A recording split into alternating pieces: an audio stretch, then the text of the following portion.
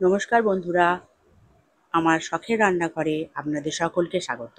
আজকে আমি বানাবো চিলি পাস্তা। তার জন্য আমি পাস্তাকে সিদ্ধ করে নিয়েছি আর নিয়ে নিয়েছি কিছু সবজি, যেমন গাজর, ক্যাপসিকাম, পেঁয়াজ, কাঁচা লঙ্কা। এরপর আমি নিয়ে নিচ্ছি একটা বাটিতে 1 চামচ সোয়া সস, 1 চামচ টমেটো সস আর পরিমাণ মতো চিলি সস। এবার প্যান বসিয়ে তেল গরম করতে দিয়েছি। তেল গরম হয়ে গেলে তাতে দিয়ে দেবো কেটে রাখা সবজিগুলো। সবজিগুলো ভালো করে নাড়া হয়ে গেলে একটা ঢাকা দিয়ে ঢেকে দেবো। তারপর নরম হয়ে গেলে তাতে দিয়ে দেবো সোয়া সস। সোয়া সসটা দেওয়ার পর ভালো করে সবজির সঙ্গে মিশিয়ে নেব। তারপর দিয়ে দেবো সিদ্ধ করে রাখা পাস্তা। পাস্তাটা ভালো করে মিশিয়ে নেব।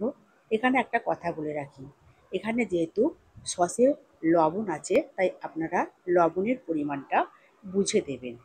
এরকম করে নাড়তে থাকবো, রান্না করতে থাকবো। বন্ধুরা, আপনারা বাড়িতে এরকম করে চিলি পাস্তা রান্না করবেন আর কেমন হয়েছে আমাকে জানাবেন। আমার রান্না রেডি। বন্ধুরা, আমার এই রেসিপি যদি ভালো লেগে থাকে তাহলে আপনারা আমার চ্যানেলটা সাবস্ক্রাইব করে আমার পাশে থাকবেন। দেখুন কত সুন্দর হয়েছে। আমার ভিডিওটা এখানে শেষ। ধন্যবাদ।